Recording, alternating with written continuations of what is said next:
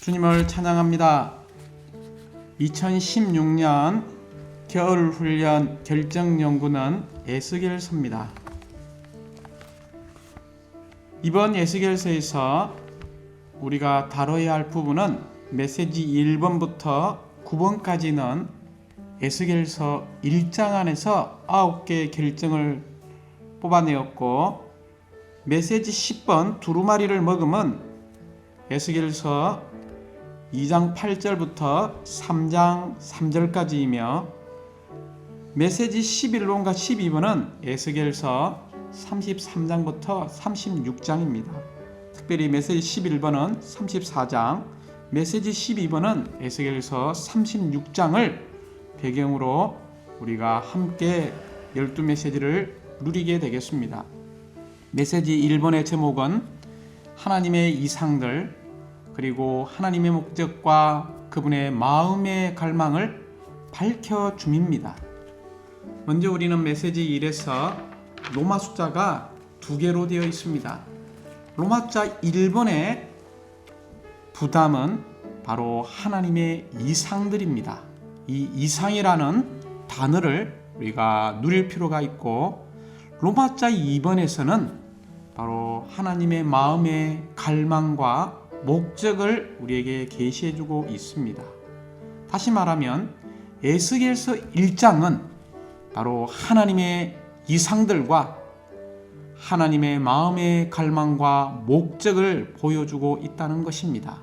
이 말은 우리에게 참된 하나님의 이상들이 임한다면 우리는 하나님의 갈망과 하나님의 목적을 알 뿐만이 아니라 성취하는 사람이 될 것입니다. 로마자 1번은 중심부담이 하나님의 이상들이라고 말했습니다. 에스겔서 1장 1절에서 하늘들이 열리며 하나님의 이상들이 내게 보이니라고 말하고 있습니다. 로마자 1번의 A번의 중점은 바로 열린 하늘을 가지는 것입니다. 로마자 B번은 바로 신성하고 영적이며 하늘에 속한 하나님의 이상들을 보는 것입니다. 1번의 C번은 분명하고도 특별하고 신선하며 생생한 하나님의 말씀을 듣는 것입니다. D번은 하나님의 손이 임하는 거죠. 우리에게 참된 열린 하늘이 있다면 우리는 신성하고도 영적이며 하늘에 속한 하나님의 이상들을 보게 될 것입니다. 이 이상들을 볼 때에 하나님은 우리에게 분명하고도 아주 특별하며 신선하고 살아있는 생생한 하나님의 말씀들을 듣게 할 것입니다. 우리가 이런 말씀을 들을 때에 결국 하나님의 손의 임재가 우리를 인도하고 우리를 움직이게 하며 우리로 하여금 행동하게 할 것입니다. 그러므로 우리 모두가 열린 하늘을 갖기를 사모해야 하고, 이런 열린 하늘 아래서 하나님의 투명한 이상들을 우리가 보아야 하며, 또한 이런 하나님의 이상들을 볼 때 우리는 자연스럽게 하나님의 말씀들을 받아들이게 될 것입니다. 또한 우리는 하나님의 필요를 이 땅에서 채울 수 있도록 하나님께서 인도하고 지시하는 이런 손이 우리에게 임함으로써 이 땅에 하나님의 이상들을 성취하는 사람들이 되어야 합니다. 특별히 우리가 A번에 열린 하늘을 갖기 위해서는 우리에게 2가지의 조건이 필요합니다. 첫 번째, 하나님의 특별한 방문이 필요하고, 두 번째는 제사장들의 위치에 서 있을 필요가 있습니다. 하나님의 특별한 방문이 있을 때에 우리는 열린 하늘을 가질 수 있는데, 전 성경 가운데에 이런 5번의 열린 하늘을 우리는 볼 수 있습니다.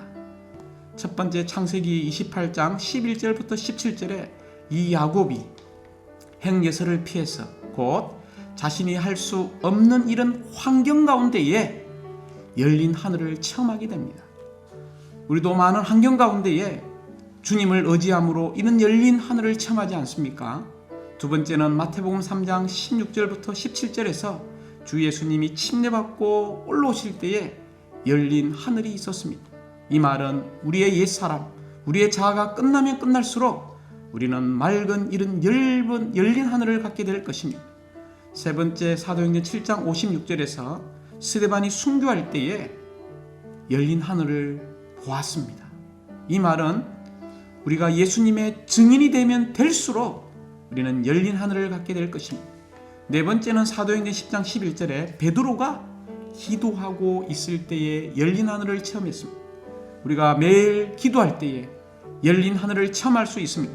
마지막 다섯 번째, 계시록 4장 2절과 19장 11절을 볼 때에 이 사도 요한이 영 안에 있을 때에 열린 하늘을 체험했습니다. 사랑하는 형제자매님들, 우리가 영을 사용하고 영을 훈련하고 연합된 영을 따라 살고 행할 때에 우리는 열린 하늘인 하나님의 특별한 방문을 체험할 수 있습니다. 두 번째, 이 열린 하늘을 가지기 위해서는 제사장의 위치에 서 있을 필요가 있습니다. 먼저 제사장의 위치에 서 있다는 이 말은 주님을 향하여 우리의 온 존재를 열어드리는 사람입니다. 또한 영 안에서 하나님을 추구하고 하나님을 접촉하고 하나님과 교통하는 사람입니다. 세 번째는 하나님과 하나 되어 하나님의 이 마음 안에 있는 갈망이 우리 안에 그대로 복사되어진 사람입니다. 우리가 이런 제사장 위치에 서 있다면 하늘들이 열릴 것이고 하늘에 속한 영광스러운 이상들을 보게 될 것입니다. 이제 우리가 신성하고 영적인 이런 하늘에 속한 하나님의 이상들을 이야기할 때 우리는 이상의 정의를 분명히 볼 필요가 있습니다. 이상이라는 것은 특별한 종류의 봄인 비범한 광경을 말하고 있습니다. 또한 영광스러운 내적인 봄을 말하고 있고 하나님께서 우리에게 보여주신 하늘에 속한 영적인 광경을 보는 것입니다. 이것을 위해서 우리에게 계시와 빛과 시력이 필요합니다. 이런 이상을 보았다면 이 이상이 주는 효능은 바로 우리를 지배하고 제한하고 통제하고 보존하고 변혁시키며 우리에게 전진할 탐대함을 주고 진정한 하나 안에 우리를 지켜주고 우리로 하여금 하나님의 목적지를 향하게 합니다. 주님을 찬양합니다. 이제 우리는 노마자 2번에 하나님의 마음의 갈망과 목적입니다. A번에 이 하나님의 갈망이라는 것이 무엇입니까? 바로 하나님의 뜻의 기쁨입니다. 이 하나님의 뜻의 기쁨이 B번에 바로 하나님의 아들 안에서 표현되시는 것입니다.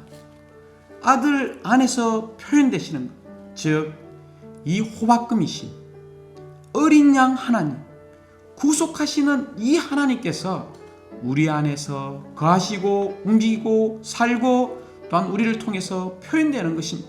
이럴 때 D번, 우리에게 놀라운 하나님의 단체적인 표현인 내 생물의 단체적인 한 실체를 얻게 될 것입니다.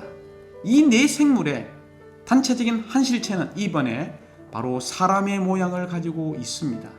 그러므로 에스겔서 1장 26절에서 그 보좌의 형상 위에 한 행상이 있어 사람의 모양 같더라고 말하고 있습니다. 이 사람의 모양이라는 것은 바로 하나님과 사람의 연합이요 신성과 인성의 연합이며 하나님 사람이신 예수 그리스도를 말하고 있습니다. 그러므로 이분께서 과정을 거치신 다음에 죽고 부활하여 생명 주시는 영으로서 우리 안에 들어오셔서 신격에서는 아니지만 생명과 본성과 표현에서 하나님과 똑같이 만드심으로 인성 안에서 하나님께서 단체적으로 나타나는 것이 바로 사람의 모양이라는 것을 기억해야 합니다. 그러므로 결론적으로 성경 전체와 성경의 축소판인 이 에스겔서의 중심 요점은 바로 하나님의 영원한 의도요 하나님의 영원한 목표입니다. 하나님 자신을 그분 선민 안으로 분배하여 그들을 신격에서는 아니지만 생명과 본성과 형상에서 그분과 똑같이 만드는 것을 우리에게 보여주고 있습니다.